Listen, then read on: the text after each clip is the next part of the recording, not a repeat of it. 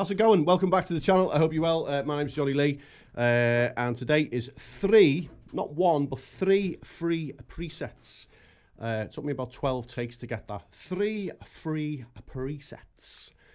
So before we go anywhere, if you like and subscribe, do all the good stuff, because it keeps us coming back and doing more. I'd appreciate that, you know, share the video, do all that shit.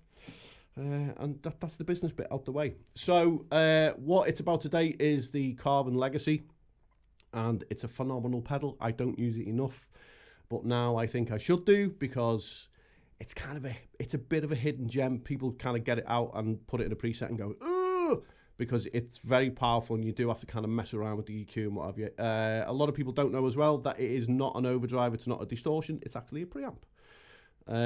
Officially, it's a preamp. And our man Stephen von Vinus, he uses one, and it sounds great. So using 3 amps today, the high watt, the rev, and the litigator. All of these are completely free. I will leave the link to the first preset, the high watt, at custom tone, and you'll see the other 2 underneath it, because YouTube doesn't like putting links on. Don't know why that is. Sometimes they just take them off. Who knows? All right, so in between the amp and cab, I am putting the Kinky Boost. I've done this a lot over the years. Basically, if you're separating the amp and cab and using stock cabs, it's nice to put the Kinky Boost in there, just with the drive off, boost on, bright on. Makes a massive difference to the sound. Kind of warms it up a little bit, I think. Some people will just describe it as perceived volume, but whatever. Kiss my knackers. Very, very British thing to say. For those of you that are in America, knackers is another word for balls. Honey, kiss my knackers. Here's your first snapshot with the Pebble Phaser.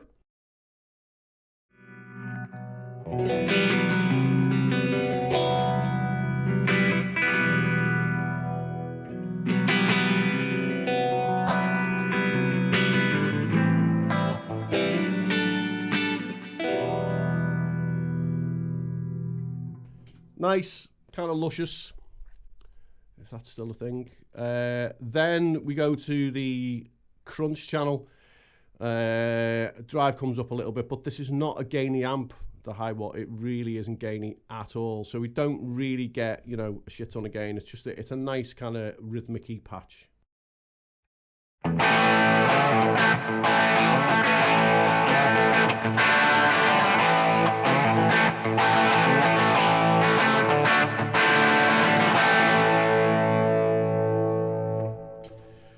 And then when we go to the lead, the drive comes up on the amp a little bit more, and the legendary drive comes on. So what I've done with this is I've just put a little bit of drive on there, because again, it's powerful. Up the presence a little bit, swapped from the ping pong delay to the dual delay, and then that then will give us a screaming lead tone.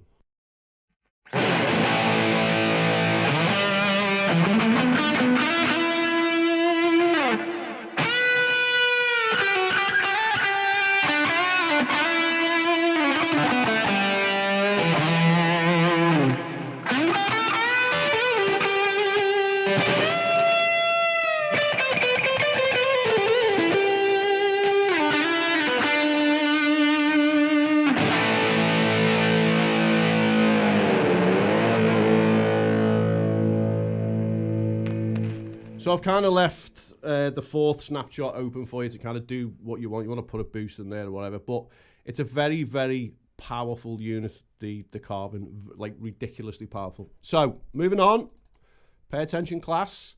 The rev, same vibe again, using the Rev Gen Red, putting the Kinky Boost in between the stock cabs. For the stock cabs on this, I've used a 4x12 Greenback 25 and a 4x12, a double XL V30, otherwise known as my waistline. Ping pong. Let me just show you the settings for the ping pong. I've been kind of doing this a lot lately. It's kind of always on. Just really fast, just kind of gives it a little bit of, you know, what was that? Dynamic plate, which I really like. And if you've not been at this channel before, 9 times out of 10, the tile reverb is parked on the end of 99.999% of my patches as a little bit of an enhancer. The fractal units that I was using, they had a block in there called an enhancer. and it was kind of the same vibe, really. It was just kind of put in either just after the amp or right on the end. It just kind of picks the sound up a little bit. And then what we do with the amp is, I mean, there's drive there. This is a drivey amp, but there's not enough to kind of, you know, make you sick. So let me show you that without the legendary drive first.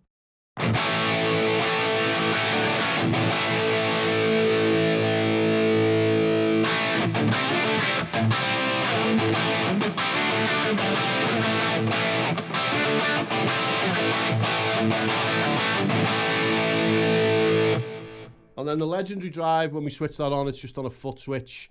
There's only a tiny amount of drive on this, and I've kept the EQ kind of flat because it didn't need titting about with. And I'll switch that on and off, so if you watch the screen.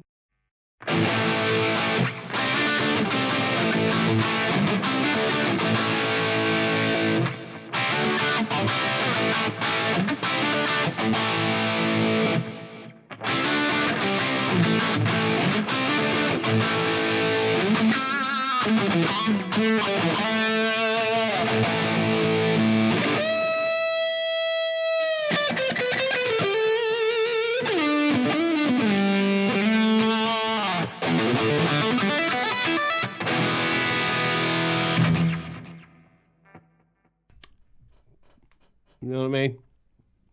I'd be quite happy to go out and gig with that without even breaking a sweat.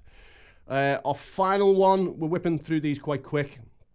Obviously, when you download them, you can kind of see the different settings of what I've done with the legendary drive. So this one on the Litigator, I've took the presence off. I have put a slightly bit more drive on there, left the bass in the middle as they are, pulled the treble back a little bit. Again with the dual cabs, but I've changed it to the 212 Match H30 and the 1x12 lead 80. This is the confusing bit for some people, because sometimes with a kind of I use the word vintagey kind of sound and amp, it's nice to get that old kind of reverby vintagey sound. Is that even a fucking thing? I don't know. So what I do with that is I just put the reverb on there, whack the mix all the way to 100, and, you know, pull it out the way, and it sounds immense. And then on the end of this one, I've put the retro reel. So if let me just put this up there. Let me just put this up there. This sounds like terrible.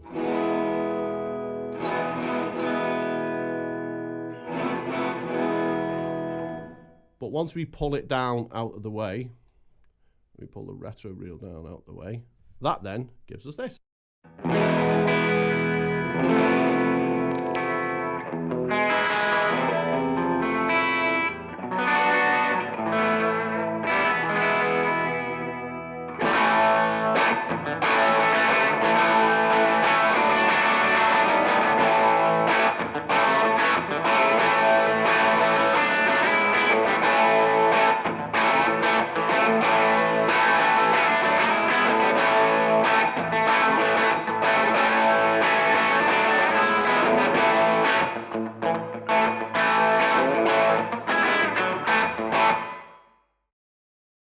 Put the mic back on, Jonathan. Okay, so then when we put the legendary drive on, the drive will stay at 4. Kind of messed around a little bit with the hum, the ripple, pulled the sag back, took the presence off, up the treble, and played around with the bass and the mids a little bit. The legendary drive, you would think if I was trying to go for a searing lead on the Litigator, I'd push the drive on this, but that's not what I was going for.